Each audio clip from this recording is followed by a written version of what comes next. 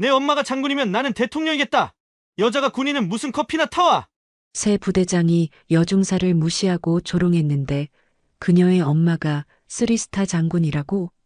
앞으로 이들의 운명은 어떻게 될까요? 오늘의 이야기 시작합니다. 그 전에 잠깐 구독과 좋아요 눌러주시면 큰 힘이 됩니다. 새벽 5시 반 기상 나팔이 울리면서 하루가 시작됩니다. 충청도 제32보병사단 부대 안은 어김없이 분주해지죠. 나는 한지후, 올해로 군 복무 7년 차에 접어든 여군 중사입니다. 매일 반복되는 이 일상 속에서도 나만의 전쟁은 계속되고 있어요. 부대 내무반에서 신속하게 침구를 정리하고 세면을 마친 후 나는 다른 여군들과 함께 아침 점호에 나섰습니다. 사방에서 들려오는 남성 간부들의 큰 목소리 사이로 우리 여군들의 존재감은 언제나처럼 미미했죠. 점호가 끝나고 각자 업무지로 향하는 길, 나는 행정반으로 발걸음을 옮겼어요. 한지우 중사, 오늘도 커피 좀 끓여주시죠. 김상민 대위가 사무실에 들어서자마자 던진 첫 마디였습니다. 나는 이미 예상했던 말이라 놀라지 않았어요. 하지만 가슴 한편으로는 여전히 씁쓸함이 밀려왔죠. 네, 알겠습니다. 짧게 대답하며 나는 커피포트가 있는 곳으로 향했습니다. 뒤에서 들려오는 남성 간부들의 웃음소리가 귓가에 맴돌았어요. 그들에게 나는 언제나 보조 역할일 뿐이었죠.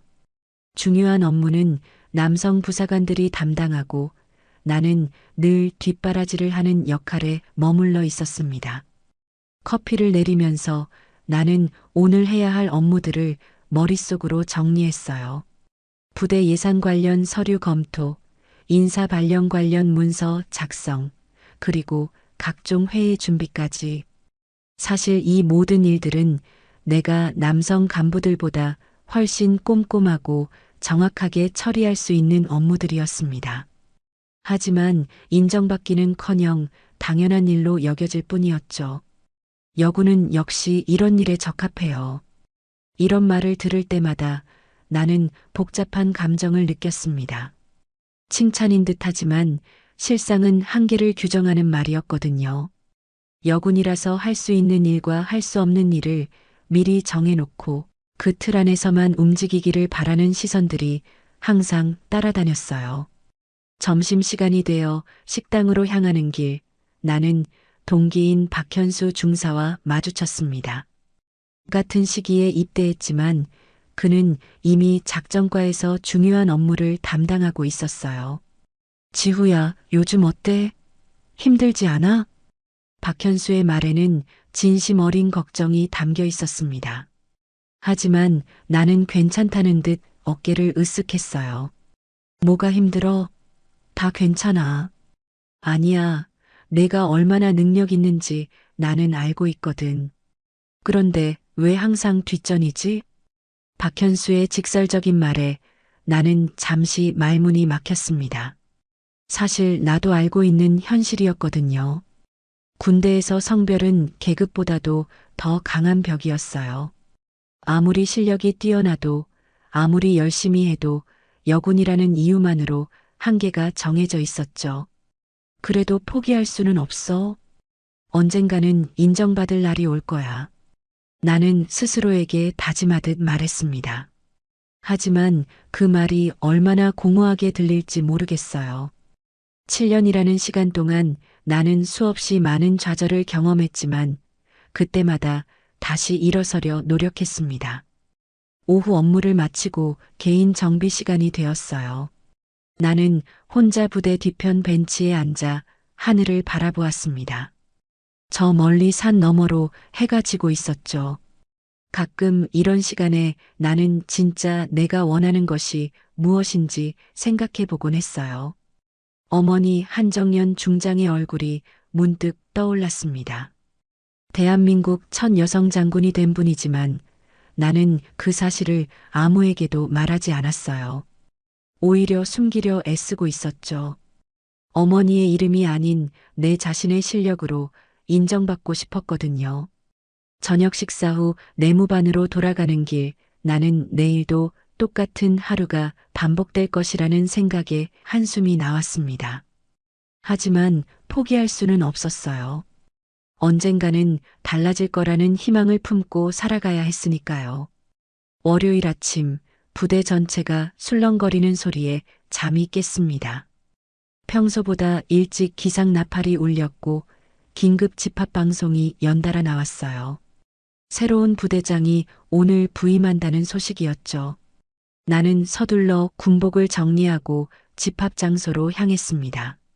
제32보병사단 본부 앞 광장에는 이미 수백 명의 장병들이 도열해 있었어요. 아침 햇살이 군복의 계급장들을 반짝이게 만들었지만 분위기는 긴장감으로 가득했습니다. 새 부대장에 대한 소문들이 여기저기서 속삭이듯 오가고 있었죠. 장도윤 중령이라고 하던데 엄청 까다롭다는 소문이야. 옆에 선 동료가 작은 목소리로 말했습니다. 나는 고개를 끄덕이며 정면을 바라보았어요. 어떤 분이든 상관없었습니다. 어차피 여군에 대한 시선은 비슷할 테니까요.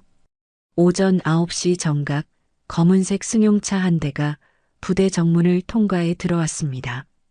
차에서 내린 사람은 키가 크고 날카로운 인상의 중년 남성이었어요. 장도윤 중령, 새로운 부대장이었죠. 그의 첫인상은 매우 강인해 보였지만 어딘지 모르게 차가운 느낌이 들었어요. 부임식이 시작되었습니다. 장도윤 중령은 단상에 올라 마이크 앞에 섰어요. 그의 목소리는 낮고 무겁게 부대 전체에 울려 퍼졌습니다. 앞으로 이 부대는 완전히 달라질 것입니다. 나태함과 안일함은 용납하지 않겠어요. 첫 인사치고는 상당히 강경한 톤이었습니다. 나는 다른 장병들과 함께 경청했지만 마음 한편으로는 불안감이 밀려왔어요. 새로운 변화가 과연 좋은 방향일지 확신할 수 없었거든요. 부임식이 끝나고 각 부서별 면담이 시작되었습니다. 행정반 차례가 되어 나는 김상민 대위, 박철수 중사와 함께 부대장실로 향했어요. 문 앞에서 잠시 숨을 고르고 들어갔습니다. 부대장실은 이전보다 훨씬 정돈되어 있었어요. 장도윤 중령은 책상에 앉아 서류를 검토하고 있었습니다. 우리가 들어가자 고개를 들어 차례대로 살펴보더니 나에게 시선이 머물렀어요. 행정반 소속 중사들을 소개해 드리겠습니다. 김상민 대위가 나서며 말했습니다. 박철수 중사는 인사 담당이고 한지후 중사는 서무를 맡고 있습니다. 한지후? 장도윤 중령이 내 이름을 반복했습니다. 그의 시선이 날카롭게 나를 훑어봤어요. 중사님, 아버지가 누구십니까? 갑작스러운 질문에 나는 당황했습니다. 왜 갑자기 아버지를 묻는 걸까요? 아버지는 회사원입니다. 어머니는요? 심장이 빠르게 뛰기 시작했습니다. 이런 질문은 처음 받아봤거든요. 나는 잠시 망설였어요. 어머니에 대해 말해야 할까? 아니면 계속 숨겨야 할까? 어머니도 공무원입니다. 정확한 답변을 피했습니다. 거짓말은 아니었어요. 군인도 넓은 의미에서는 공무원이니까요. 공무원이라 혹시 군인 아닙니까? 장도윤 중령의 눈빛이 더욱 예리해졌습니다. 마치 뭔가를 알고 있는 듯한 표정이었어요. 네, 그렇습니다. 더 이상 숨길 수 없다고 판단했습니다. 하지만 구체적으로 말하지는 않았어요. 어떤 계급이죠? 장군입니다. 부대장실 안이 순간 조용해졌습니다. 김상민 대위와 박철수 중사가 놀란 표정으로 나를 바라봤어요. 나는 고개를 숙이고 있었습니다. 장군이라고요? 하하. 장도윤 중령이 갑자기 웃기 시작했습니다. 하지만 그 웃음에는 비아냥이 가득했어요. 내 엄마가 장군이면 나는 대통령이겠다. 그 순간 나는 온몸이 얼어붙는 것을 느꼈습니다.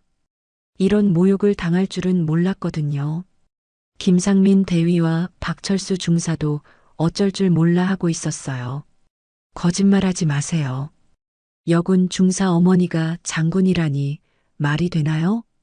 장도윤 중령의 목소리에는 경멸이 담겨 있었습니다. 나는 고개를 들어 그를 똑바로 바라봤어요. 거짓말이 아닙니다. 그럼 증명해 보시죠. 어떤 장군인데요? 나는 입술을 꽉 물었습니다. 어머니의 이름을 말하는 순간 모든 것이 달라질 거라는 걸 알고 있었거든요. 하지만 이런 모욕을 당하고도 가만히 있을 수는 없었어요. 한정년 중장님입니다. 부대장실이 다시 한번 정적에 휩싸였습니다. 이번에는 장도윤 중령의 얼굴 표정도 변했어요. 한정연이라는 이름을 모르는 군인은 없었거든요. 대한민국 첫 여성 장군, 그리고 현재 국방부 주요 보직에 있는 분이었으니까요.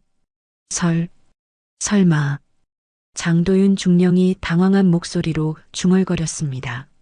하지만 곧 표정을 굳혔어요. 그렇다 해도 여기서는 그냥 중사일 뿐입니다. 특별 대우는 없을 거예요. 나는 고개를 끄덕였습니다. 처음부터 특별 대우를 바라지도 않았거든요. 오히려 이런 상황이 되는 것이 두려웠던 거였어요. 면담이 끝나고 부대장실을 나서며 나는 앞으로 어떤 일들이 벌어질지 걱정이 되기 시작했습니다. 장도윤 중령의 마지막 표정이 계속 머릿속에 맴돌았어요. 분명 좋지 않은 일들이 기다리고 있을 것 같았습니다. 장도윤 중령이 부임한 지 일주일이 지나면서 부대 분위기가 눈에 띄게 달라졌습니다. 특히 나에 대한 그의 태도는 날이 갈수록 더욱 가혹해졌어요. 매일 아침 출근하는 것 자체가 전쟁터로 향하는 기분이었습니다. 한지우 중사, 이 서류 다시 작성하세요. 장도윤 중령이 내가 정성껏 작성한 예산 관련 문서를 던지듯 내 앞에 놓았습니다. 아무런 문제가 없는 서류였는데도 계속 트집을 잡았어요. 이미 3번째 제작성 지시였습니다.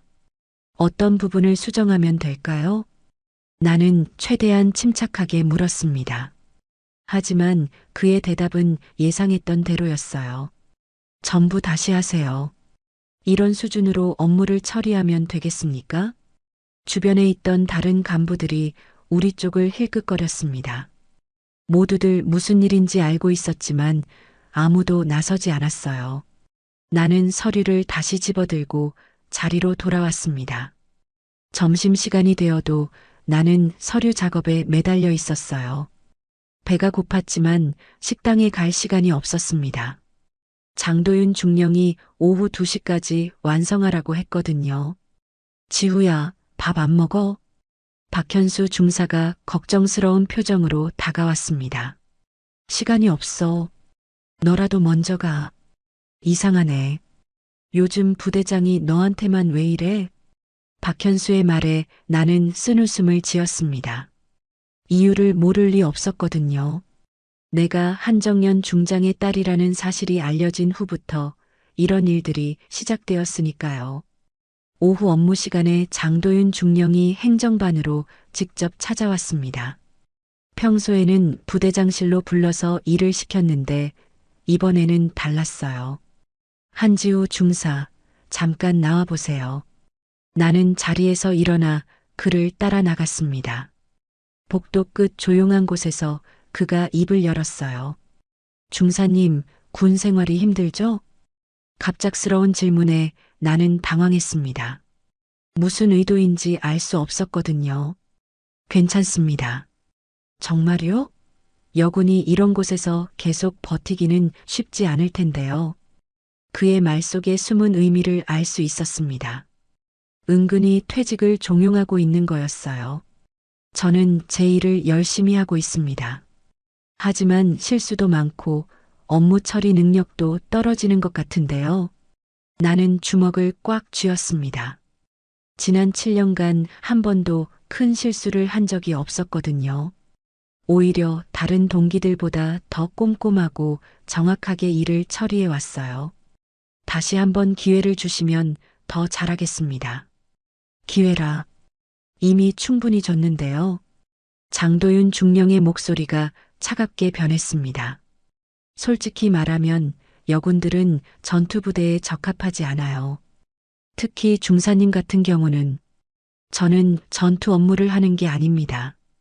행정 업무를 담당하고 있어요. 그것도 제대로 못하면서 무슨 소리입니까? 나는 더 이상 참을 수 없었습니다. 하지만 계급의 벽 앞에서 할 수 있는 말이 제한되어 있었어요. 최선을 다하겠습니다.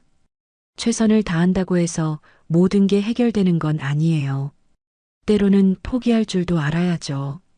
그 말을 마지막으로 장도윤 중령이 돌아섰습니다. 나는 한동안 그 자리에 서 있었어요. 가슴이 답답하고 눈물이 날 것 같았지만 참았습니다. 저녁 시간이 되어서야 모든 업무를 마칠 수 있었어요. 다른 동료들은 이미 퇴근한 지 오래였습니다. 나는 혼자 남아 정리정돈을 하고 있었죠. 휴대폰이 울렸습니다. 어머니 한정연 중장에게서 온 전화였어요. 지후야, 요즘 어떻게 지내니? 어머니의 따뜻한 목소리를 듣는 순간 참고 있던 감정이 북받쳐 올랐습니다. 하지만 걱정시키고 싶지 않았어요. 잘 지내고 있어요, 엄마. 목소리가 좀 이상한데? 무슨 일 있어?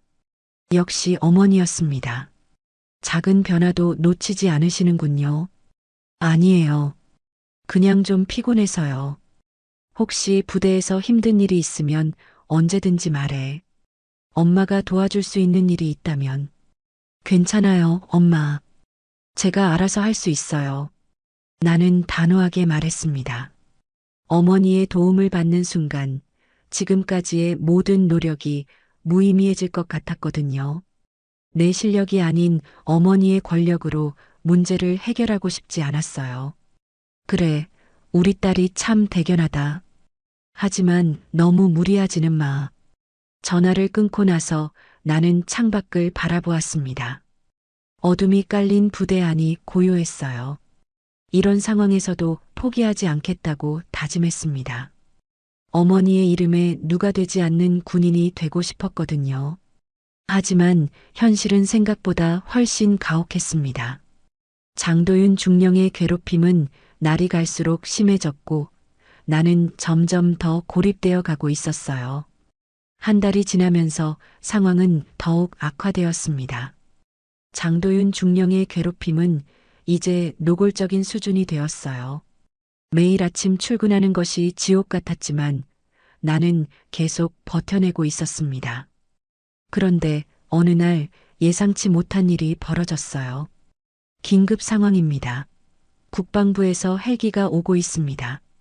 통신병이 급하게 뛰어와 보고했습니다. 부대 전체가 순식간에 술렁거리기 시작했어요.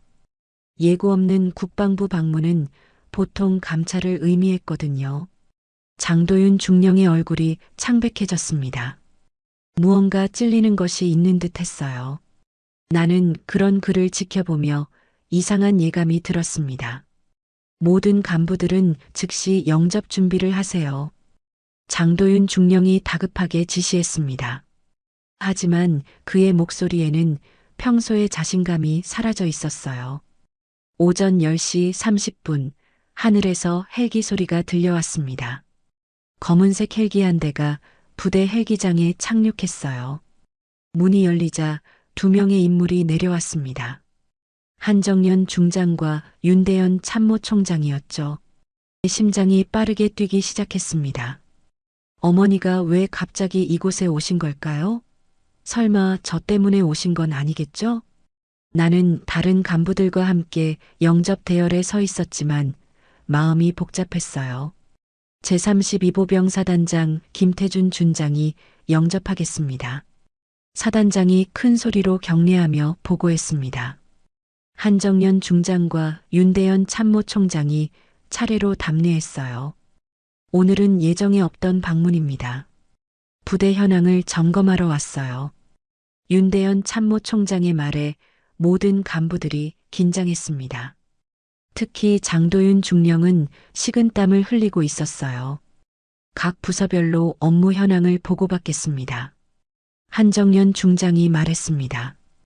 어머니의 목소리는 평소와 다르게 차갑고 엄격했어요. 나는 어머니와 눈이 마주치지 않으려 애썼습니다. 회의실에서 부서별 보고가 시작되었어요. 나는 행정반 소속으로 김상민 대위와 함께 참석했습니다. 장도윤 중령도 당연히 자리에 있었죠. 행정반 업무 현황을 보고하겠습니다. 김상민 대위가 떨리는 목소리로 보고를 시작했습니다. 하지만 중간중간 말이 막히고 있었어요. 평소보다 훨씬 긴장하고 있었거든요. 잠깐만요. 한정연 중장이 보고를 중단시켰습니다. 행정반에서 근무하는 부사관들과 직접 이야기해 보고 싶습니다. 나는 깜짝 놀랐어요. 보통 이런 자리에서는 간부들하고만 이야기하는데 부사관들과 직접 면담한다는 것은 뭔가 특별한 목적이 있다는 뜻이었습니다. 한지우 중사, 박철수 중사, 앞으로 나오세요. 나는 떨리는 다리로 앞으로 나갔습니다. 어머니와 마주 앉게 된 상황이 너무나 어색했어요. 하지만 어머니는 나를 다른 부사관과 똑같이 대하고 있었습니다. 평소 업무는 어떻게 진행되고 있나요? 윤대현 참모총장이 질문했습니다. 박철수 중사가 먼저 대답했어요. 성실히 업무를 수행하고 있습니다. 한지우 중사는 어떤가요? 갑자기 나에게 질문이 돌아왔습니다. 나는 잠시 망설였어요. 이 자리에서 무엇을 말해야 할지 확신이 서지 않았거든요. 저도 최선을 다하고 있습니다. 혹시 업무 수행 과정에서 어려운 점은 없나요? 한정연 중장이 나를 똑바로 바라보며 물었습니다. 어머니의 눈빛에서 뭔가 다른 의미를 읽을 수 있었어요. 장도윤 중령이 나를 날카롭게 쳐다보고 있었습니다. 여기서 잘못 말하면 더 큰 문제가 될 수 있었어요. 하지만 더 이상 참을 수 없었습니다. 사실은 나는 입을 열기 시작했습니다. 그 순간 회의실 안이 조용해졌어요. 가끔 업무 평가나 처우에서 형평성 문제를 느낄 때가 있습니다. 조심스럽게 말했지만 내 말의 의미는 충분히 전달되었어요. 한정연 중장과 윤대현 참모총장의 표정이 진지해졌습니다. 구체적으로 어떤 문제인가요? 여군이라는 이유로 동일한 업무를 수행해도 다른 평가를 받는 경우가 있습니다. 나는 더 이상 물러설 곳이 없다고 생각했어요. 진실을 말하기로 결심했습니다. 또한 개인적인 배경을 이유로 부당한 대우를 받는 경우도 있습니다. 장도윤 중령의 얼굴이 붉어졌습니다. 내가 그를 직접적으로 겨냥하고 있다는 것을 알았거든요. 잠깐, 이게 무슨 소리입니까? 장도윤 중령이 나서려 했지만 윤대현 참모총장이 손으로 제지했습니다. 계속 말해보세요, 중사님. 저는 지금까지 묵묵히 참아왔지만 더 이상은 어렵습니다. 공정한 평가와 대우를 받고 싶습니다. 내 목소리는 떨리고 있었지만 말하고 나니 후련했어요. 드디어 마음속에 쌓였던 말들을 꺼낼 수 있었거든요. 회의실 분위기가 완전히 바뀌었습니다. 한정연 중장이 장도윤 중령을 향해 시선을 돌렸어요. 중령님, 이에 대해 어떻게 생각하십니까? 장도윤 중령은 당황한 표정으로 변명을 늘어놓기 시작했습니다. 하지만 그의 말은 설득력이 없었어요. 지금부터 이 부대에 대한 전면적인 감찰을 실시하겠습니다. 윤대현 참모총장의 선언에 회의실이 다시 조용해졌습니다. 드디어 진실이 밝혀질 시간이 온 것 같았어요.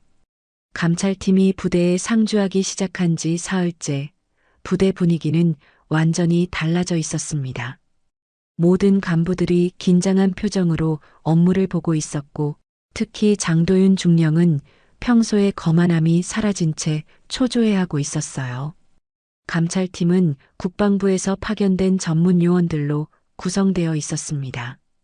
한정연 중장이 직접 팀장을 맡고 있었고 윤대현 참모총장도 수시로 상황을 점검하러 오고 있었어요. 나는 어머니가 이렇게까지 하실 줄은 몰랐습니다. 한지우 중사님, 감찰팀에서 면담을 요청했습니다. 통신병이 와서 알려주었어요. 드디어 정식 면담 시간이 온 거였습니다. 나는 마음을 가다듬고 감찰팀이 임시로 사용하고 있는 회의실로 향했어요. 회의실에는 한정연 중장과 다른 감찰요원 2명이 앉아 있었습니다. 어머니는 여전히 나를 다른 부사관과 동일하게 대하고 있었어요. 앉으세요, 중사님. 감찰요원 중 한 명이 말했습니다. 지난번 회의에서 말씀하신 내용에 대해 좀 더 자세히 듣고 싶습니다. 나는 심호흡을 했어요. 이제 모든 것을 털어놓을 때가 왔습니다. 장도윤 중령님이 부임하신 후부터 지속적으로 부당한 대우를 받았습니다. 구체적으로 어떤 일들이 있었나요? 우선 업무 평가에서 명백한 차별이 있었습니다. 같은 업무를 수행해도 저에게만 제작성을 요구하거나 실제로는 문제가 없는 서류의 트집을 잡았어요. 감찰요원이 꼼꼼히 기록하고 있었습니다. 또한 개인적인 배경을 조롱하며 인격 모독적인 발언을 했습니다. 어떤 발언이었나요? 나는 잠시 망설였어요. 어머니 앞에서 그 말을 다시 하는 것이 쉽지 않았거든요. 제가 어머니가 장군이라고 말했을 때 내 엄마가 장군이면 나는 대통령이겠다라고 비아냥거렸습니다. 한정연 중장의 표정이 굳어졌어요. 하지만 감정을 드러내지 않으려 애쓰고 있었습니다. 그 외에도 은근히 퇴직을 종용하거나 여군은 전투부대에 적합하지 않다는 식의 발언을 반복했어요. 이런 일들을 왜 지금까지 참고 계셨나요? 개인적인 힘으로 해결하고 싶었습니다. 어머니의 도움을 받지 않고 제 실력으로 인정받고 싶었거든요. 내 말에 한정연 중장이 고개를 끄덕였어요. 어머니도 내 마음을 이해하고 계시는 것 같았습니다. 면담이 끝나고 나오는 길에 서태석 선임 중사가 나를 기다리고 있었어요. 평소 말수가 적고 묵묵히 일만 하던 분이었는데 오늘은 표정이 달랐습니다. 지후야, 잠깐 이야기할 수 있을까? 우리는 부대 뒤편 조용한 곳으로 갔어요. 서태석 선임 중사가 조심스럽게 입을 열었습니다. 나도 감찰팀에서 면담 요청이 왔어. 그런데 말이야. 무슨 일이세요? 장도윤 중령이 예산을 조작한 것 같아. 내가 회계 업무를 보면서 이상한 점들을 발견했거든. 나는 깜짝 놀랐어요. 예산 조작이라니 생각보다 문제가 심각했습니다. 어떤 부분에서요? 부대 운영비 중에서 일부가 다른 용도로 사용된 흔적이 있어. 서류상으로는 정상적으로 처리되어 있지만 실제 집행 내역을 보면 맞지 않아. 서태석 선임 중사는 평소 회계 업무를 담당하면서 장부를 꼼꼼히 관리하는 분이었어요. 그분이 이상하다고 하면 분명 문제가 있을 거였습니다. 그런 중요한 사실을 왜 지금까지? 장도윤 중령이 워낙 무서운 사람이라. 그리고 확실한 증거가 없으면 함부로 말할 수 없잖아. 이제는 말씀하실 건가요? 응. 내가 용기를 내서 먼저 말했으니까 나도 해야 할 것 같아. 그날 오후 서태석 선임 중사도 감찰팀과 면담을 가졌어요. 그 후로 부대 내 분위기가 더욱 긴장되기 시작했습니다. 예산 관련 서류들이 전면적으로 조사되기 시작했거든요. 이틀 후 박현수 중사가 나를 찾아왔어요. 지후야, 다른 부사관들도 하나둘 입을 열기 시작했어. 정말? 응. 장도윤 중령의 여군 차별 문제뿐만 아니라 업무 처리 과정에서의 각종 부정행위들이 드러나고 있어. 상황이 생각보다 빠르게 전개되고 있었습니다. 내가 시작한 작은 용기가 다른 사람들에게도 영향을 미치고 있었어요. 근데 지우야, 괜찮을까? 장도윤 중령이 보복하지는 않을까? 박현수의 걱정이 이해되었어요.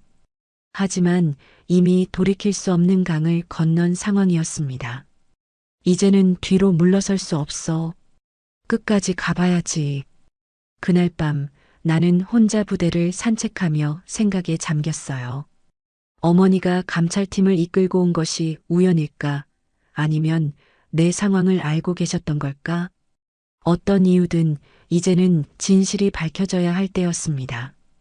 다음 날 아침 장도윤 중령이 긴급 간부 회의를 소집했어요. 그의 얼굴은 창백했고 평소의 위엄은 온데간데 없었습니다. 최근 감찰 과정에서 일부 오해가 있었던 것 같습니다. 그는 변명에 급급했어요. 하지만 이미 너무 많은 증거들이 드러난 상황이었습니다. 감찰은 계속되었고 진실은 하나씩 수면 위로 떠오르고 있었어요. 이제 마지막 결정적인 순간만 남은 것 같았습니다. 감찰 일주일째 드디어 공식 청문회가 열리는 날이 왔습니다. 부대 대회의실에는 감찰팀, 사단 간부들, 그리고 관련자들이 모두 모여 있었어요. 나는 증인석에 앉아 있었는데 심장이 마치 터질 것처럼 빠르게 뛰고 있었습니다. 한정연 중장이 청문회 시작을 알렸어요. 어머니의 표정은 여전히 엄격했고 개인적인 감정을 전혀 드러내지 않고 있었습니다. 나는 어머니의 그런 모습이 오히려 고마웠어요. 공정한 절차를 보장해 주시는 거였으니까요. 이번 청문회는 제32보병사단 내에서 발생한 각종 부정행위와 차별 문제를 공개적으로 다루기 위해 마련되었습니다. 윤대현 참모총장이 청문회의 목적을 설명했어요. 먼저 한지후 중사의 증언을 듣겠습니다. 내 이름이 호명되자 다리가 떨렸습니다. 하지만 이제 뒤로 물러설 수는 없었어요. 나는 천천히 일어나 증언대로 걸어갔습니다. 선서하겠습니다. 저는 양심에 따라 사실만을 말할 것을 맹세합니다. 내 목소리는 떨리고 있었지만 최대한 또렷하게 말하려 애썼어요. 회의실 안의 모든 시선이 나에게 집중되어 있었습니다. 한지우 중사님, 장도윤 중령으로부터 어떤 부당한 대우를 받았는지 구체적으로 말씀해 주세요. 감찰요원의 질문에 나는 심호흡을 했어요. 이제 모든 것을 털어놓을 때였습니다. 장도윤 중령님은 제가 한정연 중장님의 딸이라는 사실을 알게 된 후부터 조직적으로 저를 괴롭혔습니다. 회의실이 조용해졌어요. 모든 사람들이 숨을 죽이고 내 말을 듣고 있었습니다. 우선 업무 평가에서 명백한 차별을 했습니다. 같은 업무를 수행해도 저에게만 계속 제작성을 요구했고 실제로는 문제가 없는 서류에도 트집을 잡았어요. 장도윤 중령이 불편한 표정으로 나를 바라보고 있었습니다. 하지만 나는 계속 말을 이어갔어요. 또한 개인적인 배경을 조롱하며 인격 모독적인 발언을 반복했습니다. 제가 어머니가 장군이라고 말했을 때 내 엄마가 장군이면 나는 대통령이겠다라고 비아냥거렸어요. 한정연 중장의 표정이 단단해졌습니다. 하지만 여전히 감정을 드러내지 않으려 애쓰고 있었어요. 그리고 은근히 퇴직을 종용했습니다. 여군은 전투부대에 적합하지 않다며 때로는 포기할 줄도 알아야 한다고 말했어요. 내 목소리에 울음이 섞이기 시작했습니다. 그동안 참아왔던 감정들이 북받쳐 올랐거든요. 저는 지금까지 묵묵히 참아왔습니다. 어머니의 도움을 받지 않고 제 실력으로 인정받고 싶었거든요. 하지만 더 이상은 어려웠어요. 눈물이 흘러내렸지만 나는 계속 말했습니다. 저는 장군의 딸이 아니라 대한민국 군인으로서 말하고 있습니다.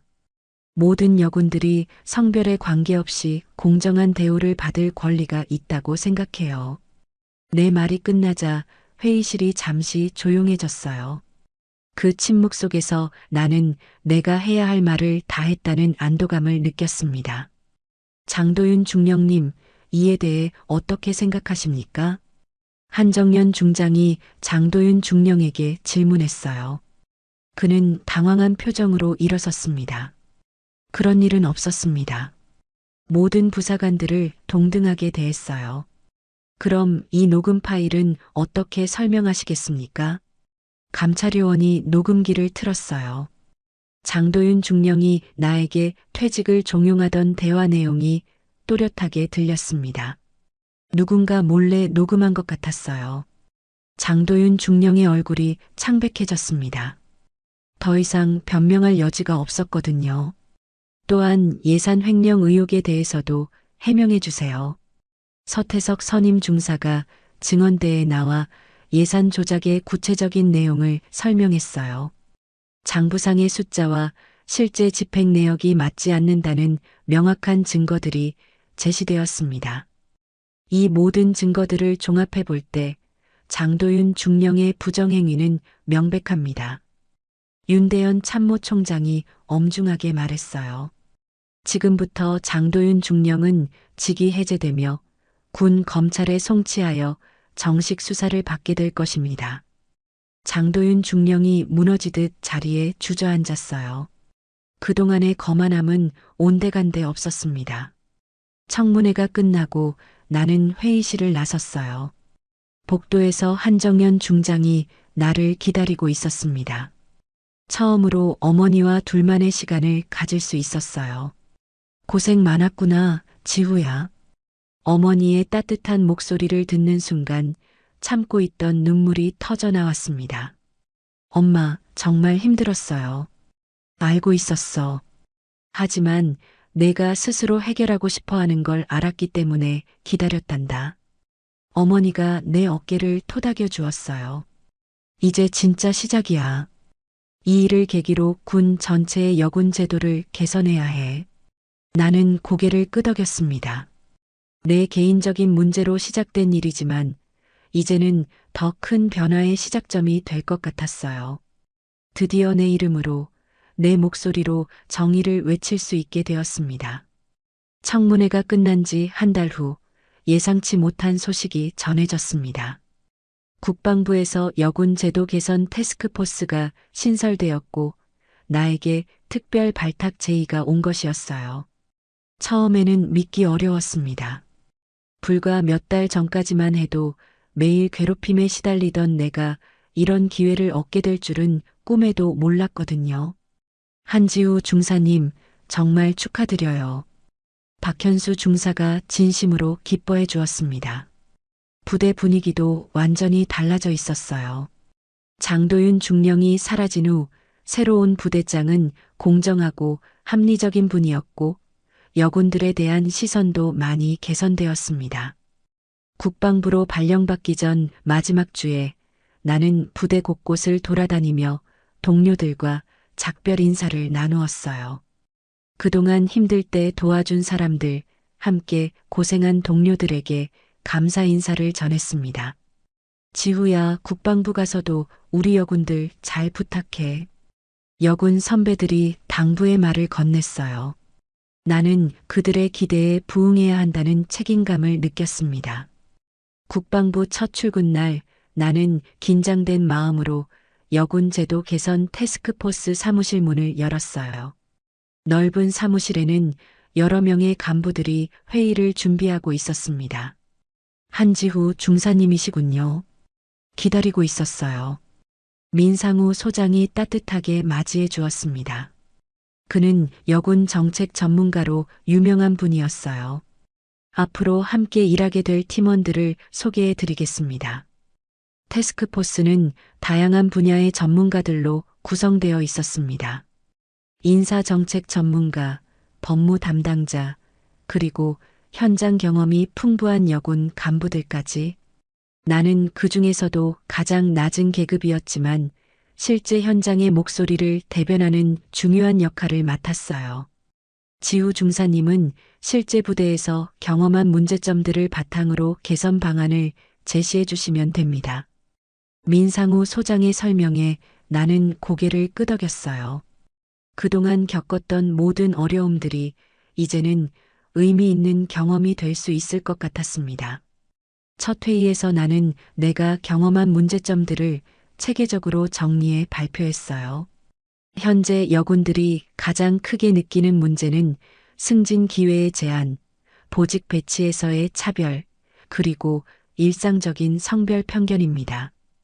회의실에 있던 모든 사람들이 진지하게 들어주었어요. 이론적인 지식만으로는 알 수 없는 현실적인 문제들이었거든요. 특히 리더십을 발휘할 수 있는 핵심 보직에서 여군들이 배제되는 경우가 많습니다. 이로 인해 경력 개발에 한계가 생기고 결국 조기 전역으로 이어지는 악순환이 반복되어 내 발표가 끝나자 활발한 토론이 시작되었습니다. 각자의 관점에서 해결 방안을 제시하고 실현 가능성을 검토하는 과정이 이어졌어요. 한지우 중사님의 지적이 매우 현실적이네요. 이런 목소리가 정책에 반영되어야 합니다. 한 참석자가 공감을 표했어요. 나는 처음으로 내 의견이 진지하게 받아들여지는 경험을 했습니다. 한 달간의 연구와 토론 끝에 드디어 종합 발표의 날이 왔어요. 국방부 대회의실에는 국방장관을 비롯해 주요 간부들이 모두 참석했습니다. 나는 발표 순서를 기다리며 원고를 다시 한번 점검했어요. 다음은 한지후 중사님의 발표입니다. 내 이름이 호명되자 심장이 빠르게 뛰기 시작했어요. 하지만 이번에는 두려움보다는 기대감이 더 컸습니다. 존경하는 국방장관님, 그리고 참석해주신 모든 분들께 감사드립니다. 나는 당당하게 마이크 앞에 섰어요. 저는 오늘 여군 제도 개선의 필요성과 구체적인 방안에 대해 말씀드리고자 합니다. 프레젠테이션을 시작하며 나는 내가 준비한 핵심 메시지를 전달했어요. 여군은 예외가 아니라 군인입니다. 성별에 관계없이 능력에 따라 평가받고 기회를 부여받아야 해요. 회의실 분위기가 진지해졌습니다. 모든 사람들이 내 말에 집중하고 있었어요. 현재의 제도적 한계를 개선하기 위해 3가지 핵심 방안을 제안합니다. 나는 차례대로 설명했어요. 성별 중립적 평가 시스템 도입, 핵심 보직에 대한 여군 참여 확대, 그리고 성희롱 및 차별 방지를 위한 강화된 제도적 장치들. 이런 변화들이 실현된다면 여군들의 역량을 최대한 활용할 수 있을 것이고 궁극적으로는 국방력 강화에도 기여할 것입니다. 발표가 끝나자 박수가 터져 나왔어요. 국방장관이 직접 질문을 던지기도 했고 다른 간부들도 관심을 보여주었습니다. 매우 인상적인 발표였습니다. 현장의 목소리가 잘 반영된 것 같아요. 국방장관의 평가에 나는 가슴이 벅찼어요. 드디어 내 목소리가 가장 높은 곳까지 전달된 것 같았습니다. 발표회가 끝나고 나는 복도에서 한정연 중장과 마주쳤어요. 어머니는 자랑스러운 표정으로 나를 바라보고 있었습니다. 정말 자랑스럽다, 지우야. 이제 진짜 내 이름으로 세상을 바꿔나가는구나. 어머니의 말에 나는 뭉클함을 느꼈어요. 더 이상 누군가의 딸이 아닌 온전히 나 자신으로서 인정받고 있다는 확신이 들었습니다. 발표회가 끝난 지 6개월 후 나에게 또 다른 기회가 찾아왔습니다. 유엔 평화유지군 파견 임무에 여군 대표로 선발된 것이었어요. 아프리카 말리 공화국에서 1년간 근무하게 되는 중요한 임무였습니다. 처음에는 망설였지만 이것이야말로 내가 꿈꿔왔던 진정한 군인으로서의 역할이라는 생각이 들었어요. 출국을 앞둔 마지막 주, 나는 그동안 함께했던 동료들과 작별 인사를 나누며 바쁜 시간을 보냈습니다. 태스크포스에서 함께 일했던 팀원들은 아쉬워하면서도 격려해 주었어요. 지후야, 유엔에서도 우리나라 여군의 위상을 높여줘. 민상우 소장이 당부의 말을 건넸습니다. 지난 몇 달간 함께 일하면서 나는 정말 많은 것을 배웠고 성장할 수 있었어요. 소장님께서 가르쳐 주신 것들 잊지 않겠습니다. 현장에서도 여군 정책 개선을 위해 노력할게요. 태스크포스에서의 경험은 나에게 새로운 관점을 제공해 주었습니다. 개인의 문제였던 것이 사회 전체의 문제라는 것을 알게 되었고, 이를 해결하기 위한 체계적인 접근법도 배울 수 있었어요. 출국 전날 밤, 나는 짐을 정리하며 지난 시간들을 돌이켜 보았습니다. 불과 1년 전만 해도 매일 괴롭힘에 시달리며 절망적이었던 내가 이제는 국제 무대에서 활동할 기회를 얻게 되었다니 정말 꿈만 같았어요. 서랍 깊숙이 있던 일기장을 꺼내 마지막 페이지를 펼쳤습니다. 그곳에는 가장 힘들었던 시기에 쓴 글이 있었어요. 언젠가는 내 이름으로 당당하게 살고 싶다는 간절한 바람이 적혀 있었습니다. 이제 그 꿈이 현실이 되고 있었어요.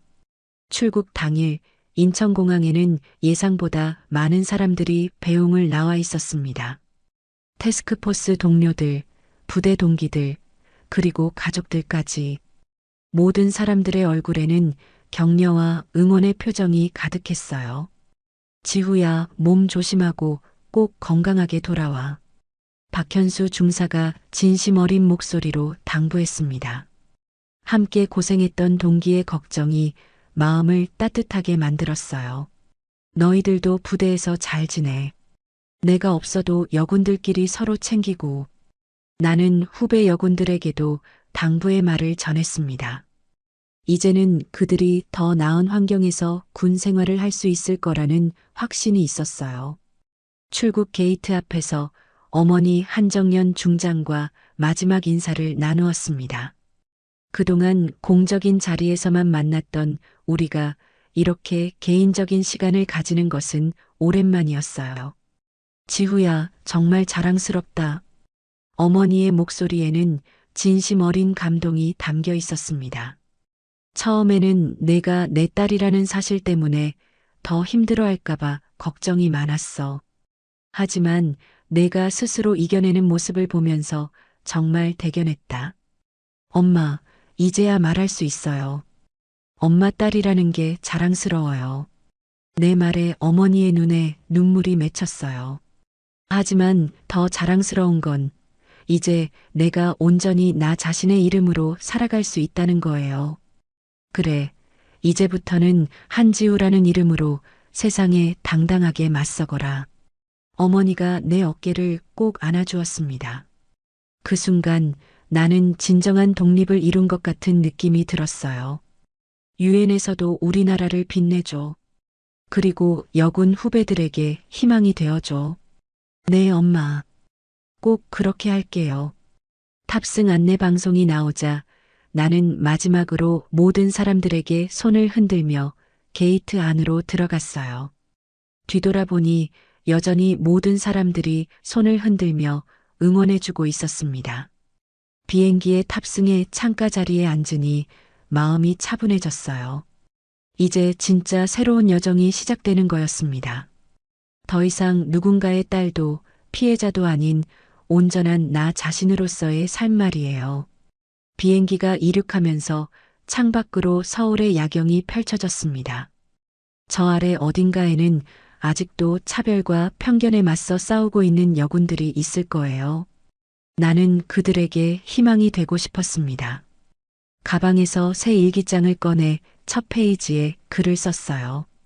오늘부터 나는 한지우라는 이름으로 새로운 도전을 시작한다.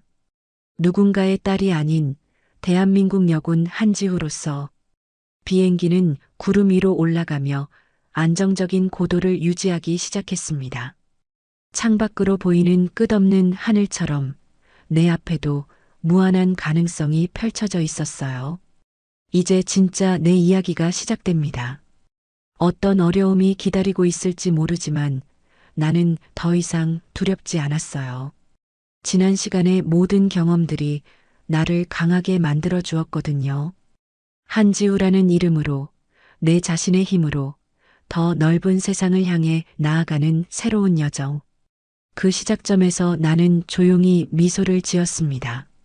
진정한 나의 이야기는 지금부터 시작이니까요. 오늘도 귀한 시간 내어 끝까지 시청해주신 구독자 여러분 진심으로 감사드립니다. 오늘의 이야기가 마음을 울렸다면 구독과 좋아요, 댓글 부탁드립니다.